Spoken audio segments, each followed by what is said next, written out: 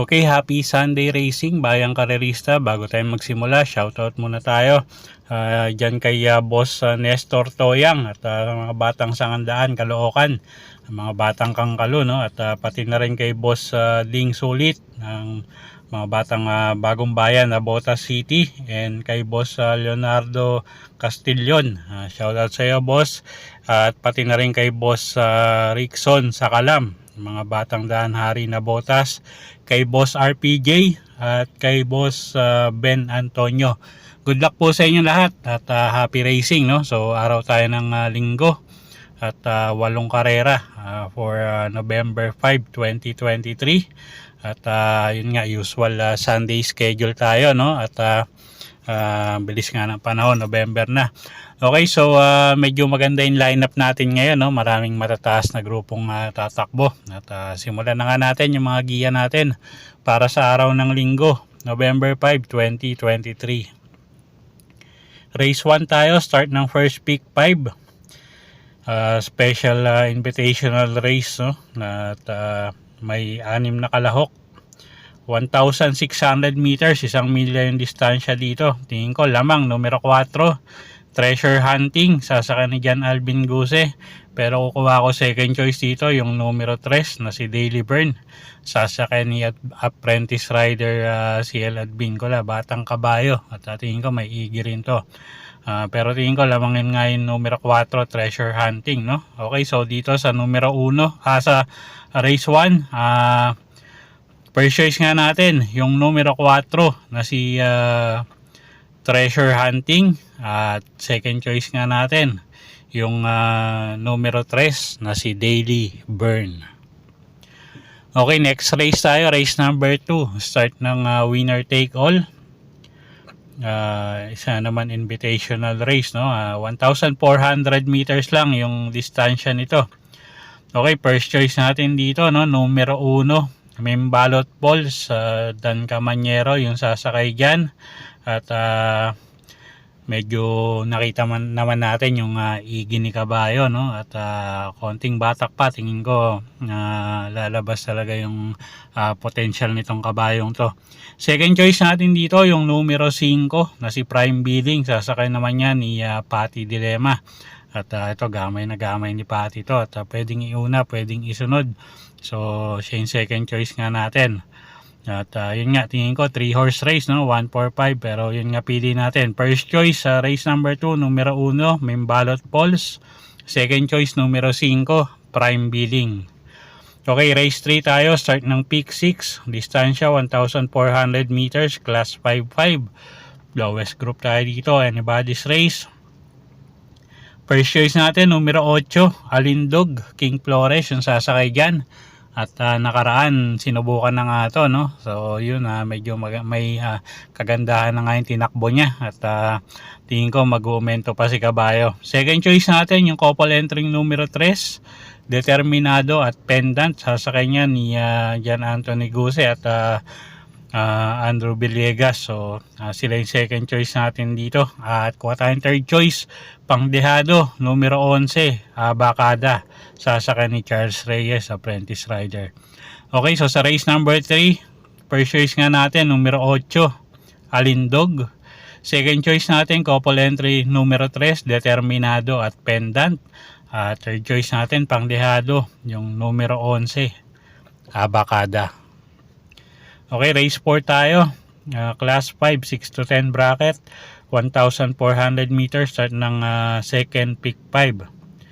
Okay, anybody's race, no? Halos lahat to may panalo. So napakahirap na karera to. Pipitong kalahok, pero yun nga, lahat may panalo, no? First choice natin, yung numero 3 na si 7 of Diamonds, sasakay ni JD Calagos, gamay din ng hinete to. At tingin ko angkop yung distansya.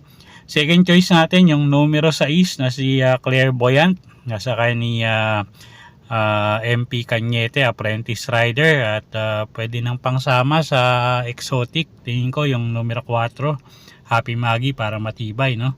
Okay, so dito sa race number 4, first choice nga natin yung numero 3 na si 7 of Diamonds. Second choice numero 6 Clairvoyant, at pwede nyo na isama sa exotic yung numero 4 na si Happy Maggie. Okay, race 5 tayo. Start ng peak 4, class 5, 11 to 15 bracket, 1,400 meters ang distansya natin dito. Class 5, 11 to 15, no? First choice natin numero 5 Gold Digger, nasasaka ni Jan Alvin Guse, at tingin ko mapapabor yung distansya sa kanya, no? At siya, at napakababa na nga sa grupo nito, so siya na yung first choice natin dito, numero 5 Gold Digger. Second choice numero 4 Piece of Cake, sasakay ni CP Henson gamay ng hinete, at pag hindi nakialam yung hang loose, tingin ko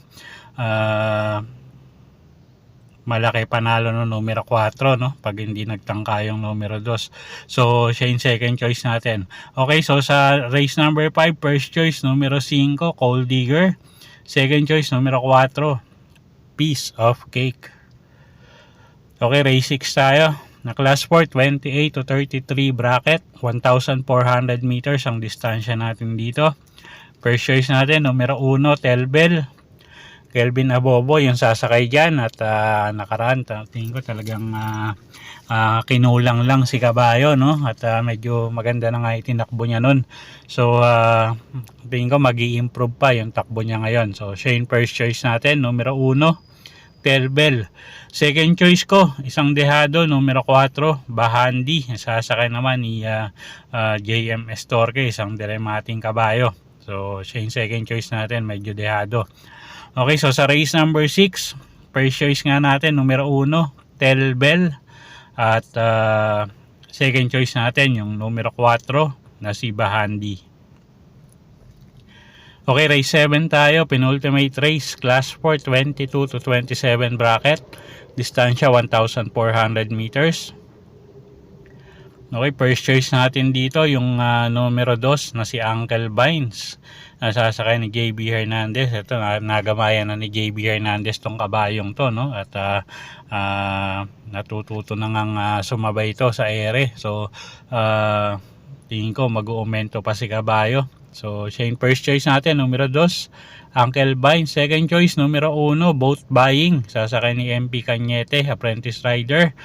At kuha tayong third choice pang dehado yung numero 4 na si Red Soul, sasakay naman niya ni JM Estorque. Okay, so sa race number 7, first choice nga natin yung numero 2 na si Uncle Vines. Second choice natin yung numero 1 na si Boat Buying, at third choice natin pang dehado kung kursunada nyo, no, yung numero 4 na si Red Soul.